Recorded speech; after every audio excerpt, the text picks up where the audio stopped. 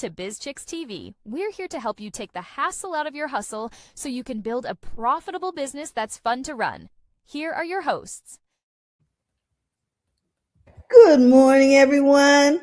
Welcome to Profits in Daily with Coach Caren Fern. I'm Terralina from BizChicks, and Coach Caren is here all the way from Toronto, Canada. She's in the house, and we are always excited when you're here, Coach, because you always have such fabulous information. But before we do that, I just want to say I had no idea that you recently celebrated something so important, and I'm hoping that this will happen for you. I was hoping my balloons would pop up. Oh.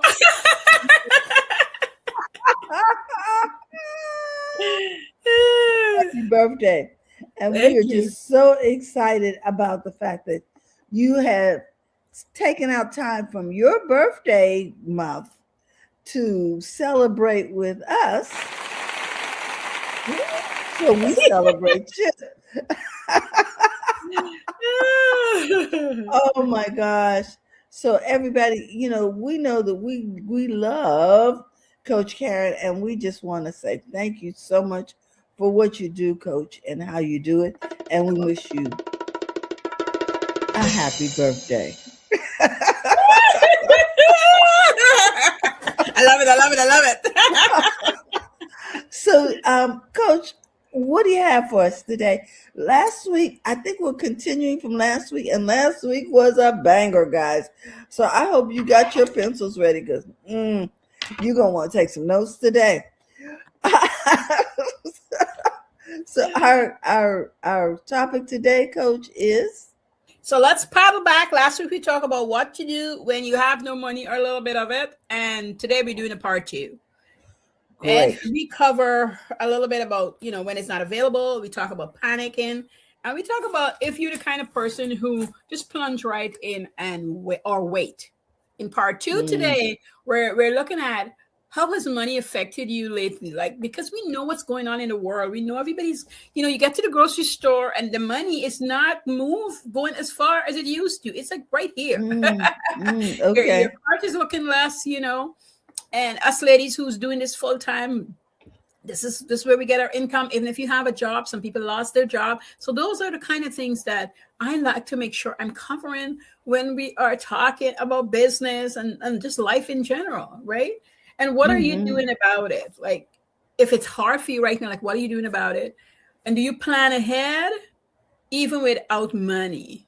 Because sometimes we think we have to have the money before we plan, but planning ahead is a really good one to do. You're projecting, you're setting up projections. Big businesses do this all the time without a grant, without seeing the money, Even churches has to do it waiting on their grants. They have to have it set up so they can present it so they can get the grant. So this is a good way. And I say this a lot to people. Even if you don't have a business, you should run your home like a business. You should understand your home is like project managing, because when you get that, when you understand that, you understand all the components that make things turn and go. No matter what job you have, no matter how small it is, you should have a goal. At the end of the first year in this job, I want to save 5,000, 10,000, 1,000. I don't care how small it is. There's just money that you should have a projection to want to save. I want to invest X amount of dollars. I want to save X amount of dollars. So when you plan ahead and you go in with the understanding, you're going to do it. You're not surprised at the money you make and what could it do, because you know what it could do. You also start understanding how you're going to spend your time if you need to do something else beside the full-time job, right? And if you start a business, what kind of commitment you need to put into it to see the returns that you want. Because, guys, you don't get any return out of putting in the time, no matter who anybody tell you or what. You have to put in the time to see the rewards. And it didn't matter, start a business in the 1900s or in the 1800s or in the 2000s. It remains the same. I know people try to tell you it's not true, but it remains the same. You got to plan your time well. You got to plan ahead. So how has money affected you lately? That was the first question. Is it putting a downer on you? Are you feeling like you can't do anything? Are you feeling like you can't get ahead? And if you're Mm. feeling those things, I want you to really ask yourself why you're feeling those things. Is it true for you or is it true for the world over and you are plugging yourself in there? Because sometimes we're not even in that position and not because of boasting. It's just that we have figured out how to not be in it at this moment. And so don't plunge yourself in there because if you're not in there, don't go in there. Keep going, doing what you're doing. If you're in there, however, figure out how you're going to get out of there. It doesn't matter what you have. You got to figure out how you're going to get out of there. If you're a person that spends a lot, you're going to have to cut back. If you're a person that buy Mm. clothes and just have them piled up in your closet and go nowhere, go shop in your closet, right? And take that money towards clothing and put it towards something else that's going to give you a little bit more. That's what you're going to have to do. If shopping was your therapy, you have to find something new to do. You know, I watch this one YouTuber on YouTube that I like, and she talks about it. She goes, I love puzzles. But she says, I'll fix a puzzle, break it up, take it away from me for a couple of months, bring it back out, fresh puzzle again. I'm all excited to do it. So there's something that she's doing. You know, coloring. If you like coloring, get some pages. You can go to the library if you don't have a coloring book, and you can pages to use, photocopy them, or you can Are we, buy yourself a book. are we talking about how to figure out how to get out of debt? No. I said, how does I, money affect you lately? So if it's yes. affecting you in the way where you're thinking you don't have enough, but you can do So figure activities, out. you can do things to relax your mind. I'm just giving suggestions. Okay, of how to get out of that feeling. Yes.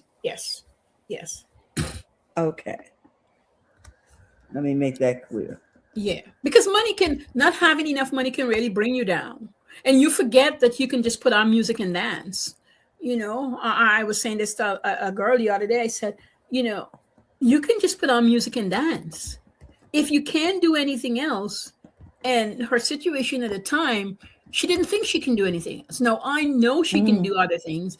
And once we discuss it, she started doing other things, but the continuous the habit, and she's also the bad habit that she had formed, it was hard to get out of. So every little Mhm. tiny thing causes a ripple effect. And so money Okay. affects her in a way of, I get money, but I don't have enough. And she doesn't have enough because she haven't allotted or understand that what she has is enough. It's not like you can't make any more. This is something I want to state before I go to number 2 as well. Okay. Most times, not every time, but most times you are making enough money. Let me tell you why. Mm. When you say you don't have enough money, you will get more money lots of time because you'll find a way. But then that money would still not be enough. Mhm. That's because you've deemed that I don't have enough money. But if you say I have enough money to do the things I need to do, you will find ways to allot that money to make it work. With the understanding, let me clarify, that you might need another 10, 20, even 50% more to make it more comfortable. Mm. I don't want you to ever get more and use 100% of the more because you'll be back to square one. It Gotcha. has to be enough. You have Mm-hmm. to put aside $20 for clothing if that's all the budget allows, even $10. Because right now, maybe you need 10 times putting aside to get the boots you want because Uh-huh. that's what the budget allows. So you still have enough money. So don't take the rent money and buy the boots. No, That's going to cause a no. problem. Yeah. That And is it's going to going. have a problem every single month. We can't do Mm-hmm. that. If it's affecting you in a way you say, well, you know, coach, when I put on this clothes, I feel good and nice. And then I agree with you. But you might have to exchange clothing. And let me tell you, people with money, I know that have done this. Exchange clothing with their sister or sister-in-law or a friend Mm-hmm. because then they get a new dress that is not really theirs, but nobody else had seen them in the dress that made them feel good. I know people with money who exchange furniture. And so their house is looking all nice again without it being their furniture, but it's new furniture to them. Mm. a new Okay. chair, a new bench. It might even have to be the whole thing, a new coffee table. And the friend that got your coffee table also got new furniture because she never had that coffee table before. And Mm-hmm. so all of a sudden, that's what's happening. When we first bought our house, it was expensive. With all the things come with buying a new house, changing all the locks, a locksmith, cleaning the carpet in the home. And we were in an apartment. So there's things we needed. And I set ourselves with the things we're going to get. And I was just reopening my day here. And so I said to my husband, I said, I'm looking for a sideboard. And he's like, yeah, I saw one like 190. I said, no, I'm looking to refurbish a sideboard. Oh. I still own that sideboard. I paid $25 for that sideboard. I stripped the paint and redid it. That sideboard is 22 years old. I just replaced the legs. Because it's full wood. It's the kind of joinery that lasts a lifetime. Yes. The sideboard that he was talking about is chipboard. So you got to think about these things. So when I see it that way, and we balance each other that way, because he panicked, like, we need to get this and that. And I'm like, no, we need to wait and see. Like, I want to furnish the living room and my budget is $600. And he's like, there's no way we can do that. I'm like, yeah, we can. We're just going to have to wait a little. And we're going to have to get the pieces. And you're going to have to be patient with yourself. There you go. You can't have everything at once. And I brought skills to the table. I can sew and I can paint. So these are the things I can do. I taught myself how to put down flooring. So I can buy the material, but I can put down the flooring. The boys can help me. I can teach them how to use a saw. And so you mightn't have that talent, but you might have other talents that you can use.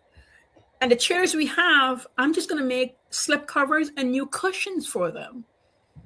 Because I don't have anybody to exchange furniture with, but we could still make it look nice.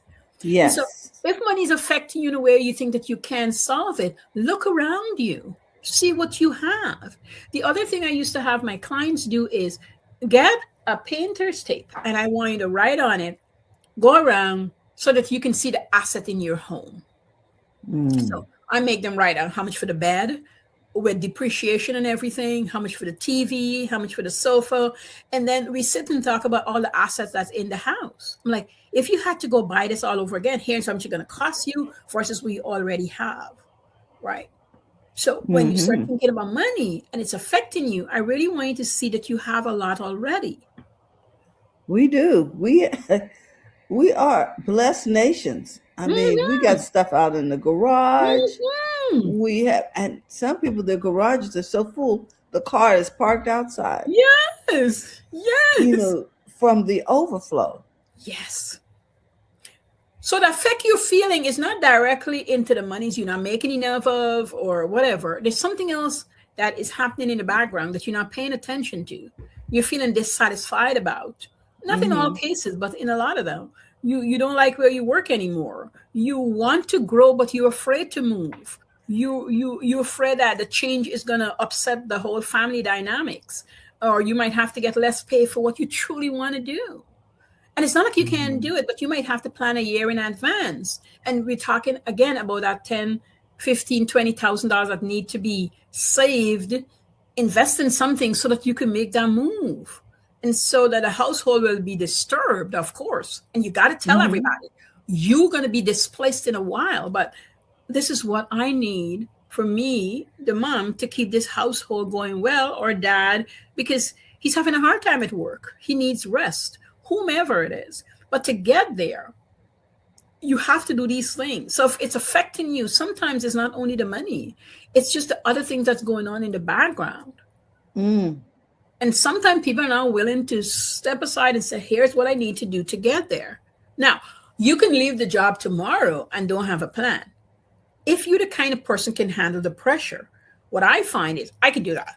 Well, what I find is if you got a partner, that doesn't really work well, because most partners feel they're going to carry the load and don't want to do that. So that's a whole different thing. I'm just telling you, for you of yourself, if you're alone and you can handle that, go for it. But the best is to have a little bit of money put aside, because you understand how you are with money, not Terry or I, how you are with money, because Mm-hmm. everybody handle it and the effects is different. And Wow. that leads us into number 2. What are you doing about it? Are you wanting to start a business? And why do you want to start a business? Don't go all soft and fluffy on me. I want to start a business because I want to make money. Say it out loud so your brain can hear Mm-hmm. it, you can observe it, and write it down. I want to start a business to help people, but I first want to make money, then to help people, then to build a community. That doesn't mean you can't build a community first, but I want you to understand why you're building the business. It's going to supplement my income. It's going to help me to invest. It's going to help me to pay down debt. It's going to make me Mm-hmm. feel good when I get up in the morning to go to work. Like, write it down. You need to know so that you're working towards what it is. So everything that is set up, the marketing is set up for this purpose. The sales calls, the sales DM, the email, sales letters, everything is towards that. So you understand. Somebody in a cleaning group I'm in was asking about these things the other day about not making enough money, not knowing what to do. And I said to her, who are you? Because if Mm-hmm. you're thinking that you were going to clean somebody's house and make millions of dollars that you heard online, that's not how it works. You as a business owner might make $6 or $7 an hour when you first start your cleaning business, because Mm-hmm. the timeline, the taxes, all the things you got to do in your business. But Wow. over time, you're going to make, when I had that realization for my own self, I was happy because I understood. 2 people yesterday talked to you about this stuff. I understood that I was going to make $6 an hour from the 6 people that work for me. So that was $36 an hour, because each employee is going to net me $6 an hour. So $6 Okay. an hour by 6 employees, that's $36. Caren can pay herself. That's everything is taken care of. The business have a savings. We have a marketing budget. We got admin fees paid. We pay taxes. And Caren can still be paid $36 an hour. But I had to sit and work that out. And sometimes when you start a business, you feel like that's a waste of time, because like, why do I want to do all of that? But you gotta, because when you do, then your business makes a lot of sense in the direction you're going to take it in. And you got to test it out. Like, I advertised in a local newspaper, in a Jewish newspaper, Yellow Pages those days. I went out and hand out flyer. When I recognized I could pay a worker to do it and save some time in other ways, I gave it to her, but I paid her by the hour. I had to Mm-hmm. print my flyer at some point. And then my website. So I had like 7 places. And then little by little, I get rid of the ones that wasn't doing well and keep the ones that did well. And so you got to know these things about your business. It can cost you a bit of money.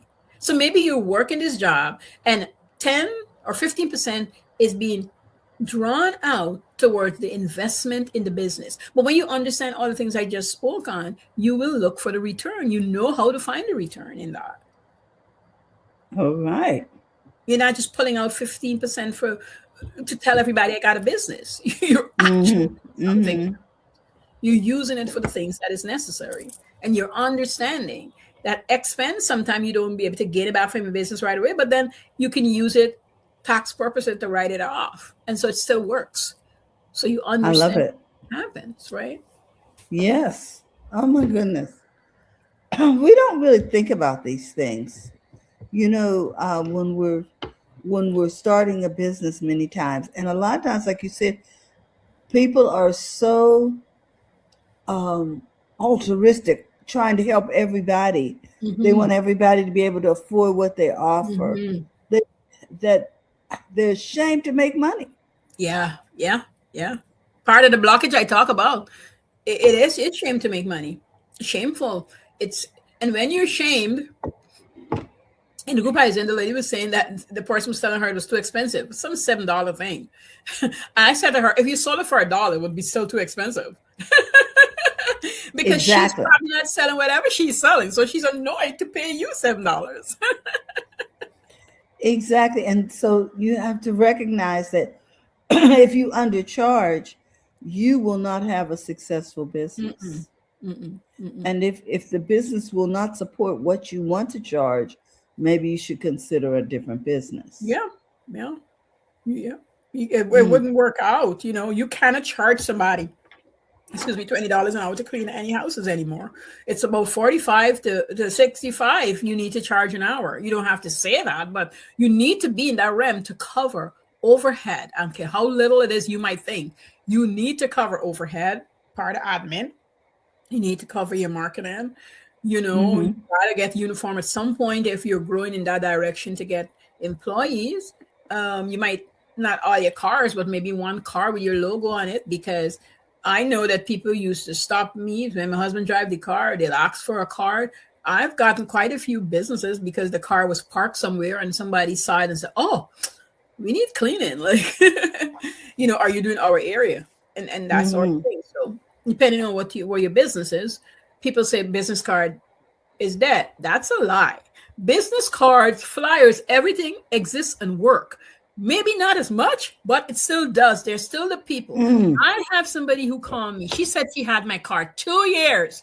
And then she called me, Terry. I was like, you held on to that? She goes, I knew one day I was going to get to work with you, Caren. 2 years later. You know something? I think you're absolutely correct about this, because I was sitting in an office and I was talking about our workshops here at BizChicks, and she had a bulletin board in the office. I said, "Oh, do you need a flyer to go up there with a QR code?" She said, "Oh, that would be great." I'm like, yes, a flyer. Okay.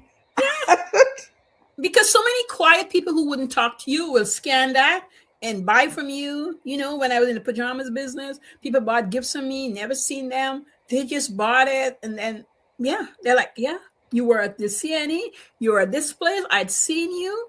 I was hoping that one day I can gift it to my granddaughter or a friend of mine. I'm like, you make the best pajamas. I'm like, how did you know? She's like, oh, a friend of mine has bought from you and I've always admired them. I never met the lady. But here I saw her 3 pajamas like that. There you go. You just never know. So when you're marketing, there's just these different areas that comes up. Yes, it's not on and on, but it's there and it's always top itself in. So you want to be able to know this about your business. When I audit people businesses and sit down with business owner for strategy, sometimes it's not coaching, just strategy. Is that's me doing a consult. I'm always finding money for them and finding ways that they have left money on the table or not thought about, because that's how business works. That's just how it works. We can't think about everything. That's why we hire people like me. Okay. There you go. Last but not least, do you plan ahead without the money? And I started off that way, but I bring it back again. If planning ahead without money irritates you and infuriates you, it is not about the money. That's a feeling that you have about money that you need to go fix. And I had that discussion with people who get terribly upset with me. I remember my husband and I had this discussion. He was so mad with me because we didn't have the money, but I wanted us to sit down and plan about the thing, and he didn't want to plan about it. And initially that happened to me, my dad once. And he came back. He was better at it. He says, why would I do that, Caren? I said, well, it's not because you broke, but right now you don't want to take the money you have to do the thing we just talked about. But if you plan ahead, when the money comes in, you will not feel no pressure to put the money elsewhere but where we talked about. Because what was happening, he had a business and somebody owed him a large chunk of money and he needed that money to further do in another business area. And I said to him, let's plan it out, Dad. And he's like, why would I do that? But he was irritated with the gentleman. So when I spoke to him now, it came full force to me. And I said to him, okay, we'll talk about it next week. He goes, no. I said, no, I'm not talking to you when you feel disgruntled, because you're not going to take out whatever you're feeling on me. This is when you're going to say I disrespect you as a daughter, because I'm going to tell you off. I'm a grown woman. And he said to me, you know what, Caren, you're right. We'll talk. And once we talk it out, he was really irritated about himself, not the man. Here's why. No. He knew he shouldn't have given the man credit with such a large number of product. And he knew in his heart of heart, the man was at a place where he was managing his money well. So the man would sell the product, get the money, spend it on himself, and then owe my dad. Yes. Because he was a friend of my dad was feeling some kind of obligation.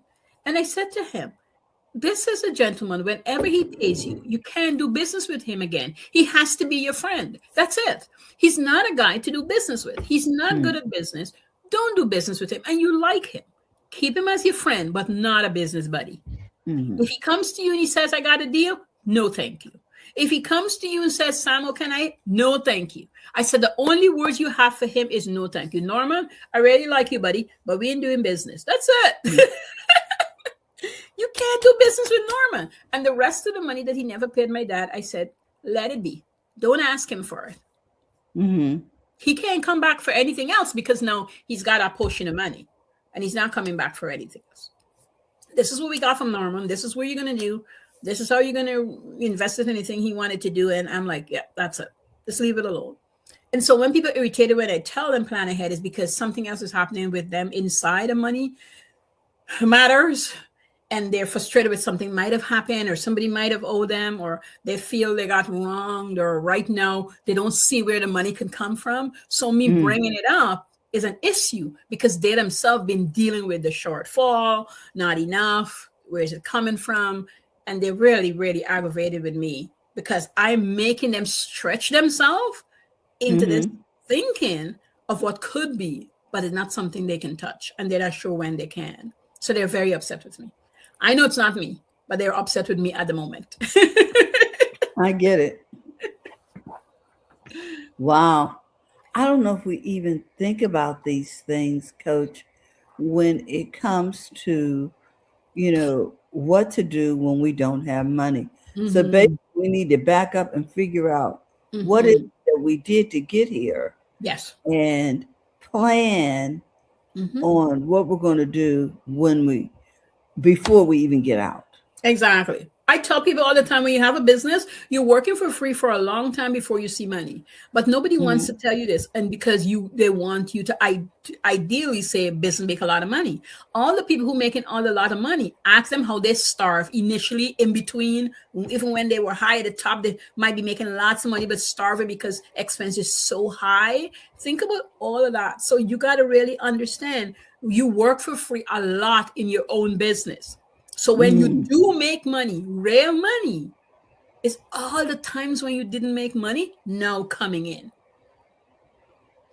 All the gamblers who make a lot of money and paying that money to themselves a long time ago, and they're now cashing in. Even if this specific machine or this specific lottery won, they've been paying penance weekly at the lottery booth, weekly at the gambling casino, wherever they were doing it. It was a weekly. My dad played lottery religiously every Thursday, every Friday, and every Saturday. It didn't matter what you tell him, he's going to buy a lottery ticket.